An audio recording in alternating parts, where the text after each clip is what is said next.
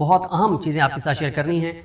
دیکھیں حالات تو تیزی سے اس حکومت کے ہاتھ سے، اس نظام کے ہاتھ سے نکل رہے ہیں، لیکن کیا کوئی بڑا ایڈونچر ہوگا، کوئی بڑی تبدیلی آئے گی نہیں آئے گی، یہ ایک سوال ہے جو میں آگے چل کے آپ کے سامنے رکھوں گا۔ لیکن ایک سوال بہرحال شروع میں ہی آپ سے پوچھ لیتا ہوں، اور وہ سوال یہ ہے کہ اتنا کچھ ہو رہا ہے جو میں بھی آپ کو چیزیں بتاؤں گا، یعنی کچھ تو ہیں جو قدرتی آفات ہیں اور نیگیٹو خبریں ہیں جو پریشان کر دینے والی ہیں، لیکن کچھ ہیں جو کہ حکومت اور یہ نظام پاکستان کے لوگوں کے ساتھ کر رہا ہے، لیکن لوگ ٹس سے مس نہیں ہو رہے، کوئی نکلنے کے لیے تیار نہیں ہے۔ تو میرا سوال آپ سے یہ ہے، آپ نے لاجک کے ساتھ مجھے ضرور اس میں کمنٹس میں بتانا ہے کہ کیوں نہیں نکلتے لوگ، اس کی آپ کیا وجہ سمجھتے ہیں؟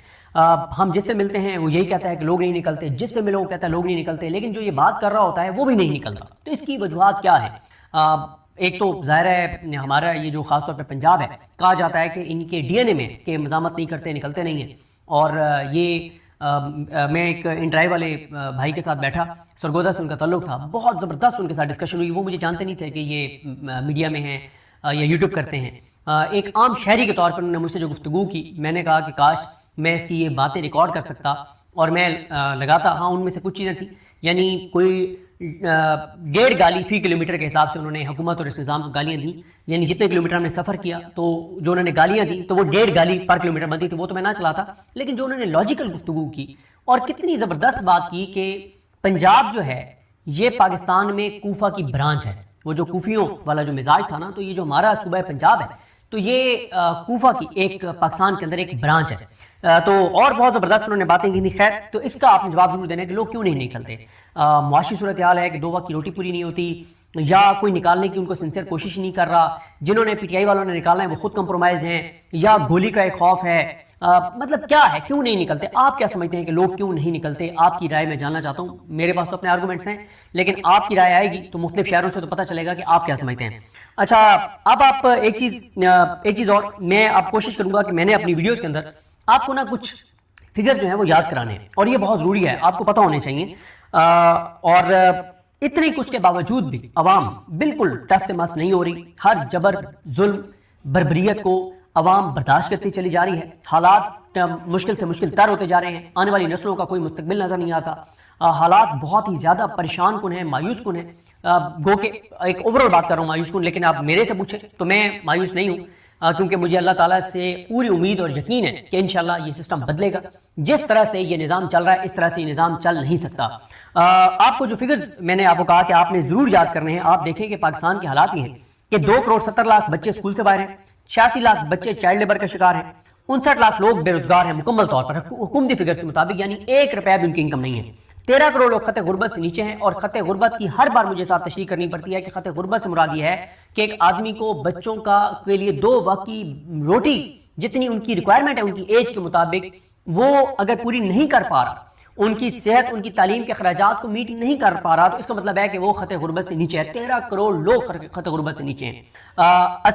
ہر سال 80 لاکھ نئے بچے جو ہیں وہ ایڈ ہو رہے ہیں، آبادی میں اضافہ ہو رہا ہے، اور 5 سال سے کم عمر 5 سال سے کم عمر کے 40% بچے سٹنٹڈ گروتھ کا شکار ہیں، یعنی ان کی دماغ کی نشو و نما ان کی ایج کے مطابق نہیں ہے، ان کا قد ان کی ایج کے مطابق نہیں ہے، ان کی قوت مدافعت ان کی ایج کے مطابق نہیں ہے۔ اس کی ملٹیپل ریزنز ہیں۔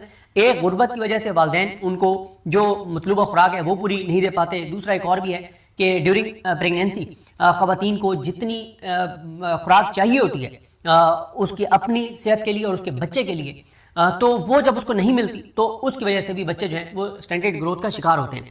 اچھا، پھر اسی طرح سے پچھلے سال جو آپ کا اور ہمارا گزرا ہے پاکستانیوں کا، یہ سال آج 1 جولائی نئے مالی سال کا پہلا دن ہے، اگلا پورا سال 30 جون 2027 تک کتنا خوفناک اور خطرناک ہوگا پاکستانیوں کے لیے، ذرا یہ بھی 4-5 فگر سن لیجئے۔ 2200 سب سے پہلے تو 2800 ارب پچھلے سال کی نسبت اس سال کم خرچ ہوگا، کیونکہ 1200 ارب سیدھا چلا گیا ڈیفنس بجٹ۔ 1600-1700 ارب روپیہ وہ ہے جو صوبے جو ٹیکس کلیکٹ کریں گے اور کلیکٹ کر کے وہ جو عوام پہ خرچ کرتے تھے، اس میں سے 1600-1700 ارب روپیہ وہ اکٹھا جو ہوگا ٹیکس، اس میں سے 1600-1700 ارب وہ خرچ نہیں کریں گے، کیونکہ ہم نے IMF کو سرپلس دکھانا ہے۔ تو 2800 ارب روپیہ پچھلے سال کی نسبت اس سال کم خرچ ہوگا۔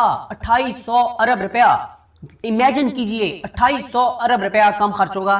یہ فگر اسد عمر صاحب نے عامر متین صاحب کے پروگرام میں بڑی اچھے طریقے سے سمجھائی اور انہوں نے کہا کہ جو عوام ہماری سمجھتی ہے نا کہ ہمارے ان فگرز کے ساتھ کیا تعلق ہے، آپ کا تعلق ہے 2800 ارب جب کم خرچ ہوگا پورے پاکستان کے اندر تو روزگار کے مواقع اور گھٹیں گے.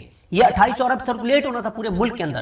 کوئی جس کو تنخواہ ملنی تھی اس نے دکان سے جا کے کچھ خریدنا تھا، دکاندار نے آگے کوئی چیز خریدنی تھی جس سے کچھ اس نے خریدنا تھا، اس نے آگے کچھ چلانا تھا. تو 2800 ارب روپیہ آپ کا پچھلے سال کی نسبت اس سال کم خرچ ہوگا سرکاری فنڈز میں سے. تو آپ امیجن کیجئے کہ کتنا بڑا فرق ہے. 2800 ارب امیجن کیجئے ذرا رک کے کتنا بنتا ہے 2800 ارب. اچھا اس کے بعد دوسری فگر 2200 ارب روپیہ اگلے اس ایک سال میں پاکستان نے آئی پی پیز کو حکومت نے دینا ہے اور عوام کی جیبوں سے نکال کے دینا ہے. 2500 ارب پچھلے سال کی نسبت زیادہ ٹیکس اکٹھا کرنا ہے. تو کیا یہ جیب سے دیں گے؟ کیا یہ ان سے لیں گے جن سے لینا چاہیے؟ نہیں، یہ آپ سے لیں گے، یہ ہم سے لیں گے. 2500 ارب پچھلے سال جو ٹارگٹ تھا اس سے اس سال ٹارگٹ 2500 ارب زیادہ ہے. 2500 ارب زیادہ انہوں نے ٹیکس اکٹھا کرنا ہے اور کریں گے عوام سے. اور جن پہ لگائیں گے وہ بھی نیچے عوام پہ لگائیں گے. وہ چیزیں مہنگی ہونا شروع ہو گئی ہیں نا. کیوں؟ جس کے اوپر انہوں نے ٹیکس بڑھایا ہے وہ خود تو نہیں جیب سے دے گا، وہ تو اپنا پروڈکٹ مہنگا کرے گا، بھگتے گی تو عوام. پھر اسی طرح سے 8000 ارب جو ہے ایک سال میں ہم نے قرضوں کے اوپر سود دینا ہے. 8000 ارب اندرونی اور بیرونی قرضہ. اور قرضہ خرچ کہاں پہ ہو رہا ہے؟ پچھلے 4 سال میں اس حکومت اس نظام نے 40 سے 45 ہزار روپیہ 40 سے 45 ہزار ارب قرضہ لیا ہے. خرچ کہاں پہ ہوا ہے ذرا بتا دیں. اگر آپ کو پاکستان میں 40-45 ہزار ارب روپیہ لگا ہوا نظر آیا ہے. ٹیکس بڑھتا جا رہا ہے اور یہ بھی عامر مدین صاحب نے اپنے پروگرام میں کہا کہ ٹیکس بڑھتا چلا جا رہا ہے. لوگوں کی سیکیورٹی کم ہوتی جا رہی ہے، تعلیم کی سہولیات کم ہوتی جا رہی ہیں، صحت کی سہولیات کم ہوتی جا رہی ہیں. تو ٹیکس کس چیز کا لے رہے ہو بھائی؟ کس بات کا ٹیکس لے رہے ہو؟ ٹیکس کا عوام کا ریاست سے معاہدہ ہی ہے کہ ہم آپ کو ٹیکس دیں گے اور ہم آپ کے بنائے ہوئے قوانین کو فالو کریں گے. آپ کہیں گے کہ ریڈ لائٹ کے اوپر رک جانا ہے رک جائیں گے. آپ کہیں گے کہ یہ کرنا ہے کریں گے، یہ نہیں کرنا نہیں کریں گے. اس کے بدلے میں آپ کیا دیں گے؟ آپ صحت دیں گے، آپ تعلیم دیں گے، آپ سیکیورٹی دیں گے، آپ پانی پینے کا دیں گے، آپ صاف ہوا دیں گے. کیا یہ ساری چیزیں آپ کو مل رہی ہیں؟ نہیں. ہر گزرتے دن کے ساتھ سہولیات کم ہو رہی ہیں اور ٹیکس اور آپ کی خون سے جو چیزیں نچوڑ رہے ہیں وہ زیادہ ہوتی چلی جا رہی ہیں. اچھا 2000 ارب انہوں نے ایک سال میں تقریباً پیٹرولیم لیوی کے نکالنے ہیں. اور جو سرکاری کارپوریشنز کا جو خسارہ ہے وہ بھی تقریباً 800-900 ارب ہوگا، 1000 ارب کے قریب ہوگا. سرکاری کارپوریشن جن میں سے این ایچ اے بھی ہے.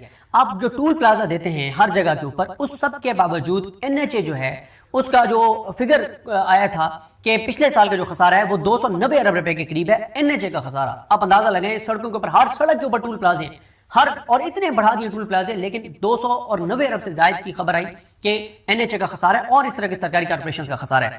تو یہ جو میں نے آپ کو چیزیں بتائی ہیں کتنی پریشان کن ہیں. کیا حکومت کا کوئی فوکس آپ کو نظر آتا ہے کہ جو اسکول سے باہر بچے ہیں ان کو کیسے اسکول میں لانا ہے، جو چائلڈ لیبر کا شکار ہیں ان کو کیسے وہ رکوا کے اور ان کو جو ہے وہ تعلیمی اداروں میں ان کو لے کے آنا ہے، جو 59 لاکھ بے روزگار ہیں ان کے لیے روزگار کہاں سے آئے گا؟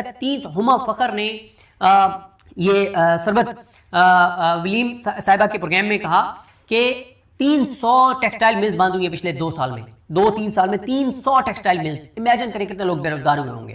تو یہ کیا ان چیزوں پہ کلائمیٹ چینج پہ کا فوکس نظر آتا ہے؟ آپ دیکھیں کہ قیامت خیز گرمی تھی یہ پچھلے چند دنوں میں، اور اب آج سے طوفانی بارشیں شروع ہوئی ہیں تو سیلاب شروع ہو گئے. کئی علاقوں میں سیلابی ریلیں اتنا یعنی گرمی تھی تو ہم خوش سالی کا شکار اور لوگ ہیٹ ویو سے مر رہے ہیں. بارش ہوئی ہے تو سیلاب سے مر رہے ہیں. مطلب کوئی فوکس نہیں ہے کہ آپ نے ڈیمز کے اوپر، اور ڈیمز کے لیے جو پیسہ رکھنا چاہیے تھا وہ انہوں نے اس طرح سے رکھا ہی نہیں ہے جتنی ریکوائرمنٹ ہے.